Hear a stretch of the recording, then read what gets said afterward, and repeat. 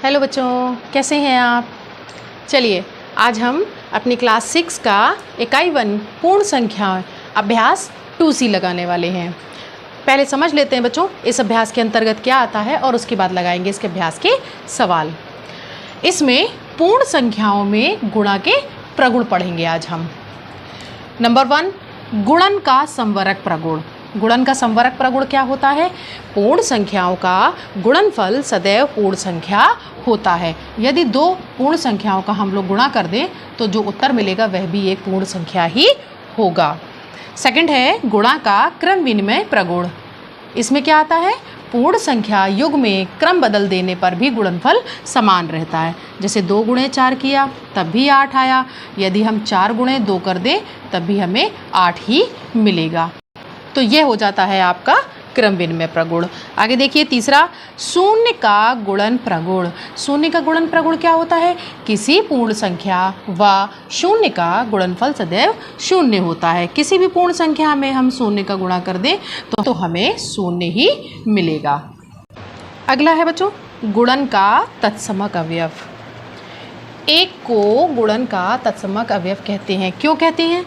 क्योंकि किसी भी पूर्ण संख्या में एक का गुणा करने पर हमें वही पूर्ण संख्या वापस मिल जाती है, इसलिए एक को गुणन का तत्समक अवयव भी कहते हैं। नेक्स्ट, गुणन का साहचर्य प्रगुण क्या होता है?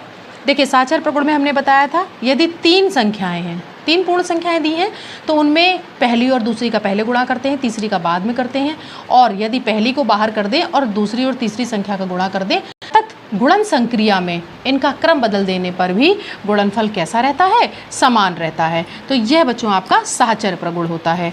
आगे गुणन संक्रिया का योग पर वितरण। देखिएगा गुणन संक्रिया का योग पर वितरण, ये 3 पूर्ण संख्याओं के लिए है। यहाँ पर एक पूर्ण संख्या बाहर है जिसमें गुणा का निशान और 2 कैसी हैं? योग की बात आ रही है ना, तो योग के निशान के साथ में है। तो देखिएगा कैसे रखेंगे इसको, 9 गुणते 8 एक जगह और प्लस का निशान 9 गुणते 4 एक जगह आ जाएगा। इसी तरीके से सेम गुणन का घटाने पर वितरण क्या हो जाएगा? जहाँ पर प्लस है वहाँ पर हम केवल माइनस ले लेंगे। हमने संख्याएं भी सेम ले ली हैं 3 पूर्ण संख्याओं के लिए।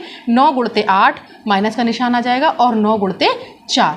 तो ये हैं बच्चों आपके इसके प्रगुण सभी।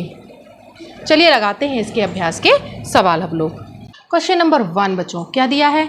प्रगुणों के आधार पर रिक्त स्थानों को भरिए। पहला पॉइंट क्या दिया है? 468 इंटू 0 यानी 468 गुणे 0। शून्य का हम किसी भी पूर्ण संख्या में गुणा करेंगे तो क्या हो जाएगा? हमें शून्य ही मिलेगा। आगे देखिए यहाँ लिखा है 8976 गुणे 5432 बराबर में क्या दिया है? 5432। एक बार फिर लिखा है तो फिर वहाँ पर क्या आ जाएगा? क्रम बदल जाएगा। ये क्रम विनिमय वाला है, यहाँ पर क्या आ जाएगा? 8976 यानी 8976 आ जाएगा। अगला देखिए 8973 में 1 का गुणा कर दे तो क्या हो जाएगा? ये तत्समक अवयव है, हमें वापस वही पूर्ण संख्या मिल जाएगी। क्वेश्चन नंबर 2, उचित प्रगुण का प्रयोग कर गुणनफल ज्ञात कीजिए। यहाँ पर हमें 4 गुणे 2834 गुणे 25 ये दिया हुआ है और इनमें कोई भी प्रगुण प्रयोग करके इनका हमें गुणनफल बताना है। तो देखिएगा ज़रा, अगर इन दोनों को एक साथ ले लें हम, 4 गुणे 2834 और 25 को हम बाहर कर दें, कोई दिक्कत नहीं है।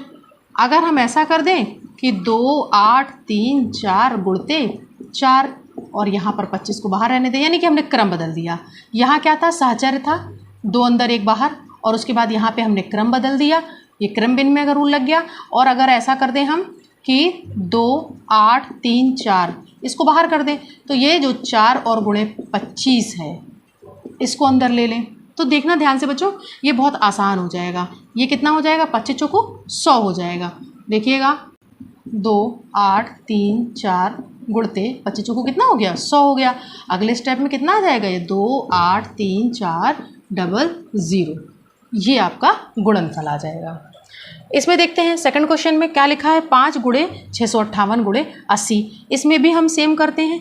पहले क्या करते हैं? इन दोनों को एक साथ ले लेते हैं जैसे हमने उस सवाल में किया, यानी साहचर्य का प्रयोग करते हैं नियम का, और उसके बाद क्या करते हैं? इनका क्रम विनिमय कर दें अगर हम 658 एक तरफ और 5 इस तरफ ले आते हैं, 80 को बाहर रहने देते हैं और उसके बाद क्या करें, इसको बाहर ले लें, हम इन दोनों को ले लेते हैं, यानी कि पहली संख्या को बाहर कर दिया और बाद की दोनों संख्याओं का हमने गुणा कर दिया।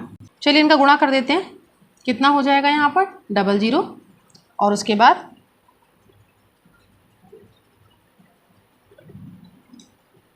ये आ जाएगा बच्चों आंसर। एक तीसरा और दिया हुआ है, उसको देख लेते हैं हम लोग। तीसरा सवाल एक और दिया हुआ है और इसको भी हमें सेम तरीके से ही करना है। पहले दो पद ले लेते हैं, 25 गुणते 400 4837 और जो 40 है उसको हम बाहर रखेंगे। उसके बाद क्या करते हैं, इनका क्रम विनिमय कर दें, यानी कि जगह बदल देते हैं। इस जगह 25 ले आते हैं और 40 हमारा बाहर है ही। अब क्या करेंगे, हम सहचर का प्रयोग कर देंगे, 4837 को बाहर कर देंगे और 25 गुणते 40 इसको एक साथ ले लेते हैं। अब क्या करें बच्चों, हम देखिएगा ज़रा, 4837 गुणते कितना हो जाएगा, ये 25 चौको 100 होता है, एक जीरो और है हमारे पास, 1000 हो गया। इसका हम आगे अगर उत्तर लिखेंगे तो कितना आ जाएगा, 4837 1 2 और 3। ये बच्चों इसका गुणनफल आपको मिल जाएगा। तीसरा प्रश्न बच्चों इन लोगों ने क्या कहा है कि वितरण प्रगुण का प्रयोग करके गुणनफल ज्ञात कीजिए। पहले में हमें क्या दिया हुआ है, 487 गुणे 1008 दिया हुआ है। कैसे करना है इसको हमको, देखिएगा ज़रा, 487 हम यही लिखा रहने देते हैं। 1008 को हम क्या लिख सकते हैं, 1000 और प्लस का 8। ये क्या हो गया, यह योग का वितरण हो गया, यानी कि यहाँ पर a है और यहाँ पर a plus b plus c है। तो देखिएगा 487 गुणे 1000, यानी कि इसका इसके साथ गुणा कर दिया, प्लस का निशान लगा दिया, 487 गुणते 8 यहाँ पर कर दिया। इनका हम गुणा कर लें तो देखें 487 000 आ जाएगा।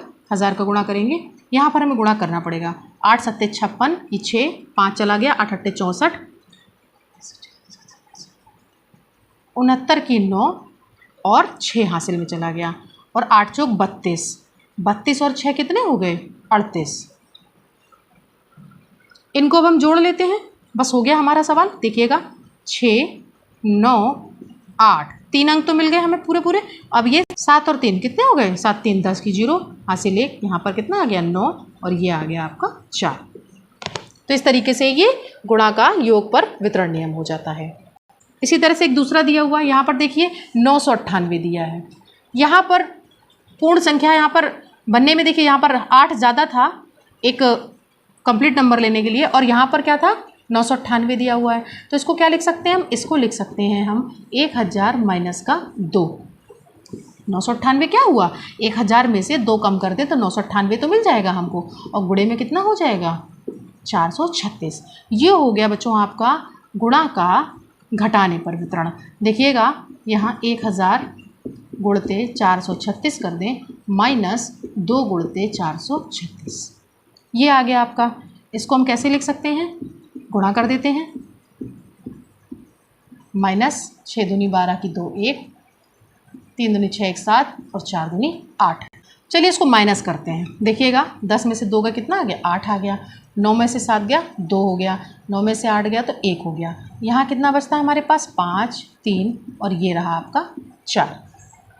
आगे बढ़ते हैं, तीसरा सवाल 6754 यानी 6754 गुणते 94 दिया। इसको कैसे लिख सकते हैं, इसको ऐसे ही रहने देते हैं। 94 को हम बच्चों क्या लिख सकते हैं, देखिएगा यहाँ लिख सकते हैं 100 माइनस का 6, 100 माइनस का 6। 100 में से अगर 6 घटा दें हम तो कितना बचेगा 94 बचेगा। तो ये हो गया गुणा का घटाने पर वितरण। देखिएगा ज़रा 5 4 गुणते 100 कर देते हैं एक बार और माइनस का निशान लगाएंगे, इस संख्या का हम 6 के साथ गुणा कर देंगे। अब हम क्या करते हैं, इनका गुणा कर लेते हैं। 675400 माइनस का 6 चौको 24 की 4 2, 5 6 का 30 2 32, 3 7 6 42 और 3 45, 4 6 का 36 37 38 39 40। ये आ गया आपका।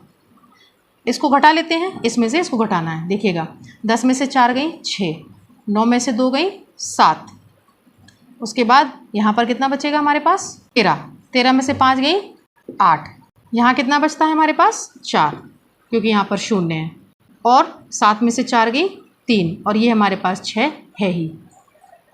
तो इस तरीके से ये इसका उत्तर आ जाता है। अगला है, इसमें एक 4th क्वेश्चन दिया है। कितना लिखा है यहाँ पर? 26478 इंटू 10, 26478 इंटू 106। कैसे लिख सकते हैं इसको हम? 2 6 4 7 8, और इसको हम क्या लिख सकते हैं? 100 धन 6। ये हो जाएगा योग पर वितरण। तो देखते हैं बच्चों, 2 6 4 7 8 गुणते 100 हो जाएगा एक बार, और प्लस का निशान लगेगा एक बार, हो जाएगा 6 का गुणा इसके साथ। ये देखिए, आगे बढ़ते हैं। तो 2 6 4 7 8, इसमें तो डबल 0 पड़ जाएगा। जो बाद वाली संख्या है उसका हम गुणा कर लेंगे। चलिए इनको जोड़ लेते हैं आपस में, केवल योग करना ही बाकी रह गया है। यहाँ कितना आ जाएगा? 8 तो आ ही जाएगा, 6 भी आ जाएगा। 8 दूनी 16 की 6 हासिल 1, और कितना हो जाएगा? 8 दूनी 16 की 6 हासिल 1, 5 दूनी 10 0 1, 6 और 2 8, और ये हो जाएगा आपका 2। ये बच्चों आपका आंसर आ गया। इस तरीके से आपका तीसरा सवाल भी कंप्लीट हो जाता है। इसी के साथ ही बच्चों आपका अभ्यास 2C भी कंप्लीट हो जाता है पूर्ण संख्याओं के लिए। आप इन सवालों को लगाइए। अगर आपको कहीं दिक्कत आती है तो आप हमसे कमेंट में पूछ सकते हैं। तब तक के लिए वीडियो को शेयर करते रहिए, चैनल को सब्सक्राइब करवाते रहिए और सीखते रहिए गणित मेरे साथ।